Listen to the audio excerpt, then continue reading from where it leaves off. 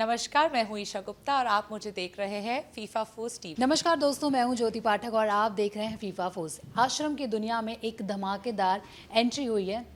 जी हाँ, मैं बात कर रही हूं सोनिया की, यानी कि ईशा गुप्ता हमारे साथ हैं। Isha, welcome to FIFA force. Thank you. क्या कुछ डीएम्स आ रहे हैं? पहले तो ये जानना चाहूँगी अबाउट ये कैरेक्टर और जो लोगों ने एक्सपीरियंस किया, क्या कहना चाहेंगी? अभी बस 1.5 दिन हुआ है स्वाति जी, तो मैं बहुत एक्साइटेड हूँ बिकॉज अभी तक चाहे आप लोग हो या फिर ऑडियंस हो, मीडिया, हर एक का बहुत प्यार मिल रहा है। हर एक को बहुत अच्छा लग रहा है। हर कोई बोल रहा है कि पहले से हम देख रहे थे कि एक्साइटमेंट बहुत थी ऑडियंस की और सबकी कि ईशा गुप्ता ज्वाइन कर रही है, तो वो प्रेशर लगता था कि है क्या होगा पता नहीं। आई होप काम अच्छा कर दूँ, अच्छी दिख जाऊँ। और शो आया, मैंने तो ऑफ कोर्स मेरा शो था तो मैं तो बिंज वॉच करके देखा एंड सब अच्छा गया, सब अच्छी लग रही थी, काम भी अच्छा हुआ क्योंकि तब से लोगों का बस ये रिस्पॉन्स आ रहा है कि बहुत अच्छा काम किया, बहुत अच्छा रोल है, we were waiting for your performance, so I am happy. क्योंकि जब हमने ट्रेलर देखा था, एक सरप्राइज पैकेज थी आप, जी। और उम्मीदें और बढ़ गई थी कि अब क्या कुछ होने वाला है, क्योंकि आपका जो डायलॉग ही है कि आपके अंदर का भगवान भगवान मान गया, निकाल के रख दूंगी तो दुनिया के सामने। वो लोगों को काफ़ी ज़्यादा हिट कर गया। क्या कहना चाहेंगी? How was your experience? Experience on the show was really amazing. मैं प्रकाश सर के साथ पहले काम कर चुकी हूँ, मगर अब प्रकाश झा के साथ काम करना क्या होता है ना, अच्छे डायरेक्टर्स अच्छे ही रहते हैं हमेशा। एंड हमारी इंडस्ट्री क्या पूरी ज़िंदगी आई फील एक ऐसी, आप सीखना कभी भी नहीं रुकते। चाहे आप एक्टिंग है, एक्टिंग करते हो और एक्टिंग ही सीख रहे हैं, फिर आप एक्टर है और सिंगिंग सीख रहे हैं, या एक्टर है आप और ड्राइंग सीख रहे हैं। आपकी लाइफ पे जनरली आप किसी इंसान कुछ बुक भी पढ़ते तो आप कुछ नया सीख रहे हैं। And I think Prakash Jha के साथ जब मैंने आश्रम देखा, सॉरी नॉट चक्रव्यूह, एंड मैं देख के लगा कि वाह, क्या क्या क्या स्टोरी है, क्या कितना अच्छा बनाया सर ने। तो जब ऑफर हुआ it was a no brainer, मुझे हाँ करना ही था प्रकाश झा को। एंड एक्सपीरियंस बहुत अच्छा रहा क्योंकि पहले सीखने को भी मिला मगर डरती बहुत थी क्योंकि तब तीसरी फिल्म थी बस, और वो भी इतने बड़े डायरेक्टर के साथ काम करना। मगर अब जब किया तब डरी भी नहीं थी। अब जब किया तब मैं बल्कि सर को तंग करती थी रोज़, सर ये क्या कर रहे हैं, वो क्या कर रहे हैं, हम सर ये बताओ। और सेट पे हर कोई बोलता कि सिवाय बॉबी, चंदन और मेरे, हर कोई सर से डरता। एंड बॉबी वैसे ही बहुत रिजर्व्ड एंड वो है शाय। चंदन अपना जो बोलते, मैं तो जब आती तो मतलब पूरा सेट मेरा हो जाता था बिकॉज सबको पता था अब ये और सर तंग करते रहेंगे ये सर को। जो मैंने किया बहुत, मैं सर के हमेशा बोलती सर ये अच्छा ये कर ले, अच्छा आपको ऐसा क्या लगता है। But it was good because आपको रियलाइज़ होता है आप भी लाइफ में आगे बढ़ गए हैं, सर भी चेंज हो चुके हैं, मतलब जिन्हें he still someone I look up to, but at least अब थोड़ा और साथ में बात हो पाती थी। एग्जैक्टली और देखा जाए तो बात करी जाए बाबा निराला की, तो उनको एक कदम और आगे बढ़ा दिया कि वो भगवान बन रहे हैं। ये अपने आप में ही बहुत बड़ी बात है, ये हाईलाइट बन गया था। तो ये स्टोरी आपको कैसी लगी जिस तरीके से फॉरवर्ड की गई? देखिए होता क्या है ना, पूरी दुनिया की बात कर रही हूँ, हमारे देश की नहीं बस बात कर रही। बहुत लोग हैं जिनको भगवान ने, अगर आप मानो तो भगवान, ना मानो तो पत्थर वाली बात है, मगर तब भी जिनके ऊपर मैंने देखा है, मैं मिली भी हूँ कुछ कुछ ऐसे लोगों से, भगवान का सच में हाथ है जिनके ऊपर, जिन्हें बोलते हैं भगवान का अवतार बोल लीजिए, भगवान का हाथ है।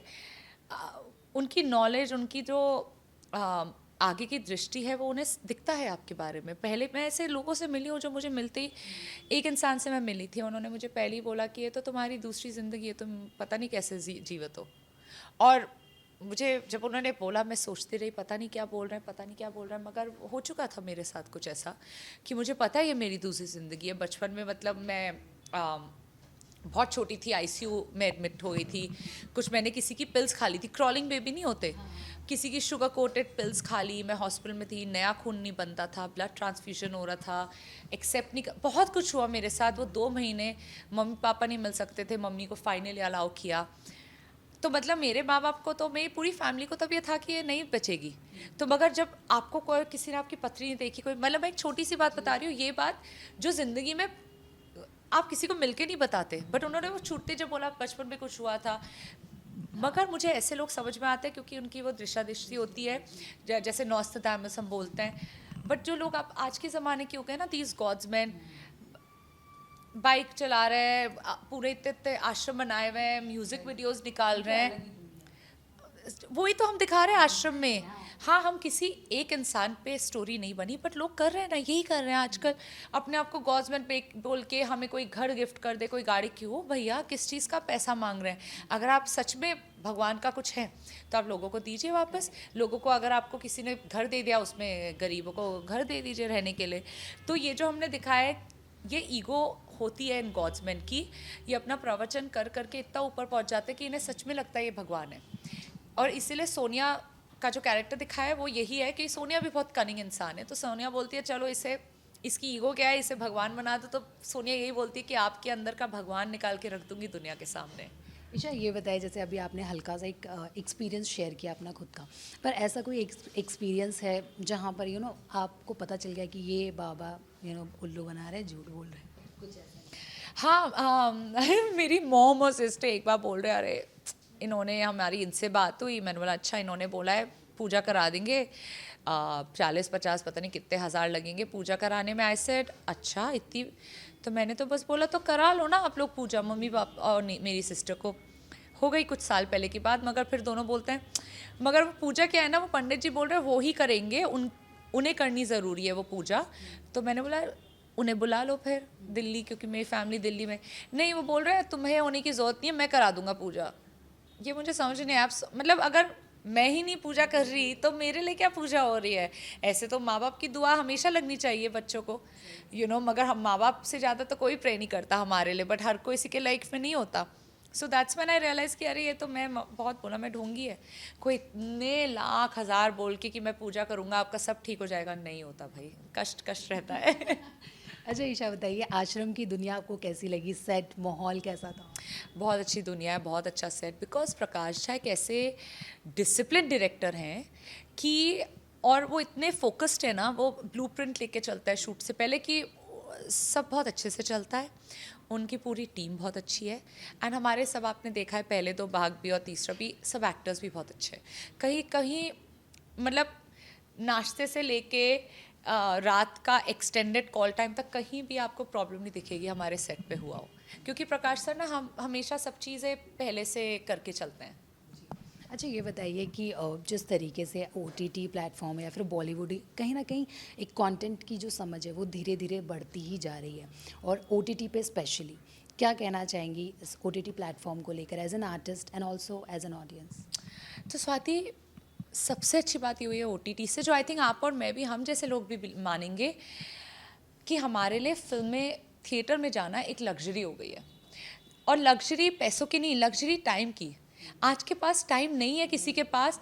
आप बिलीव नहीं करेंगे, मेरा इतना मन था, इससे पहले ही मुझे किसी ने पूछा KGF 2 देखी, मैंने बोला मेरा इतना मन था कि ऐसी फिल्म थिएटर में जाके देखो। अच्छा, अब मैं यहाँ रहती हूँ बैंड्रा, अब मुझे कैलकुलेट करना है सबसे अच्छा थिएटर वहाँ है या फिर वहाँ है। मैं कुर्ला जाऊँ या अंधेरी जाऊँ, अपना 1 घंटा निकाल के एक जगह बैक एंड फोर्थ 2 घंटा आपको लगेगा, 2 घंटे की मूवी। हाँ, वैसे मैं कैसे जाऊँ, कब जाऊँ? जब तक मेरे, आप बिलीव नहीं करेंगे, मेरे ब्रदर और मैं मेरे कज़न, हम प्लान बनाते गए, इतने प्लान बनाए हमने, रोज़ के रोज़, अभी तक मूवी नहीं देखी। हाँ, कैसे आप जाओ, कैसे? तो अब वो लग्जरी नहीं है। अब फ़ायदा क्या हो गया है ना, OTT के वजह से कंटेंट भी बहुत हो गया है, एंड लोगों के लिए ना इट्स मोर एक्सेसिबल। पैसे भी नहीं आपको खर्च करने, टाइम का भी ये बात है। अब अगर सपोजिटली हमारा ये सब ख़त्म हुआ आज का 11 बजे, मैं फ्री हूँ कल, मैं रात को अपने फ़ोन पे, मुझे नहीं जाना क्या करना है, अपने फ़ोन पे देख सकते हैं, आप टीवी पे देख सकते हैं, नया सामान। कंटेंट भी उस हिसाब से इसीलिए नया बन रहा है क्योंकि लोग देखना चाहते हैं। अब लोगों को, लोगों के पास जब पता है ना आपके पास, आपके हाथ में आपका टाइम है, तो आप सब देखना चाहते हैं अच्छा कंटेंट। मगर लोग भी अब समझदार हो गए, क्योंकि अब इतना अच्छा कंटेंट आने लगा ना कि आप हर चीज़ नहीं बेच सकते लोगों को। और जैसे कि आपने KGF 2 की बात की, कहीं ना कहीं जिस तरीके से साउथ की जो फिल्में अब पैन इंडिया रिलीज़ हो रही हैं और अमेजिंग रिस्पांस मिल रहा है, पर कुछ सेक्शन के लोग ऐसे हैं, उनका कहना है कि बॉलीवुड को खा रही है साउथ की फिल्में। ये क्या आप एग्री करती हैं स्टेटमेंट? अब मुझे नहीं पता ये किसने कहा कि बॉलीवुड की फिल्मों को वो खा रही है, मगर मुझे ये पता है कि हिंदुस्तान एक ही है। देखिए, हिंदुस्तान की कोई भी फिल्म कहीं पे भी बड़ा करे, चाहे वो KGF हो या हमारी बॉलीवुड की कोई भी मूवी, सब मूवीज़ हिंदुस्तान को ही फ़ायदा कर रही है। अनलेस जिन्होंने भी ये कहा है, उन्हें लगता है कि साउथ वाले टैक्स इंडिया को नहीं किसी और को दे रहे हैं तो अलग बात है, मगर देखिए वो कमा रहे हैं तो हिंदुस्तान भी कमा रहा है, तो ऐसा कुछ नहीं है और पूरा हिंदुस्तान। बात की जाए, अगर मैं आपकी बात करूँ तो हमेशा आप बोल्ड के लिए जानी जाती है, इसमें भी काफ़ी बोल्ड सीन्स हैं, तो ट्रोलिंग भी एक पार्ट रहता है, आपके साथ जुड़ा रहता है। इस चीज़ को लेके किस तरीके से आपने इस बार डील की? नहीं, मैं स्वाति बहुत साल हो गए मैंने डील करना छोड़ दिया, बिकॉज मैं हमेशा ये बोलती हूँ लाइफ में, आप क्यों उन लोगों का किसी का ओपिनियन क्यों मैटर करता है। मेरे लिए मेरे माँ बाप का ओपिनियन मैटर करता है, मेरी सिस्टर तक का ओपिनियन नहीं मैटर करता, मेरे बॉयफ्रेंड तक का मैटर नहीं करता, मेरे एजेंट का ओपिनियन मैटर करता है, इनके अलावा किसी और का नहीं। क्यों? क्योंकि वो दो हैं जिन्होंने मुझे पैदा किया, पूरी ज़िंदगी मेरा ख्याल रखा।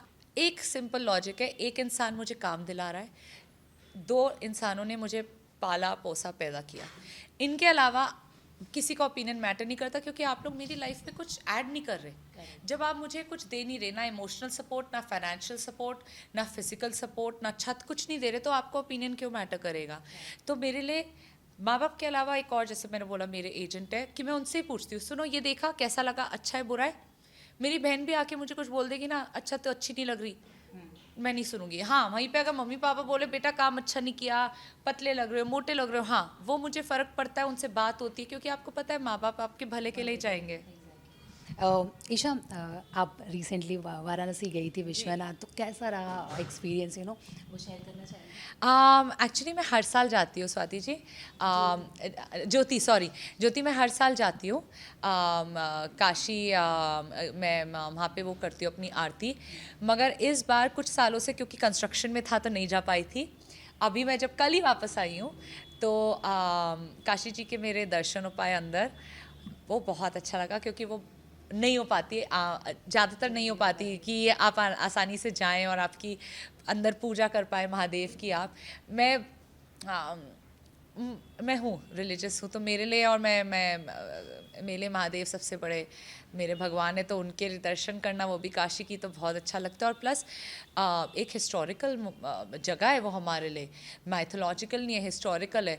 तो काशी एक ऐसी जगह है, तो एक्चुअली फॉरेनर्स को भी काफ़ी, ओ बनारस जाना है, तो जब भी मैं वहाँ जाती हूँ, वहाँ एक सुंदरता इतनी है कि आपको अपने आप से अंदर लगता है हाँ हम साफ़ हो गए।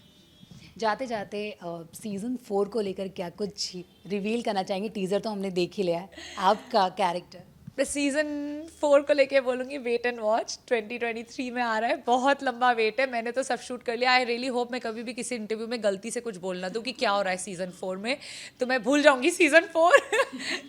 हर हर महादेव।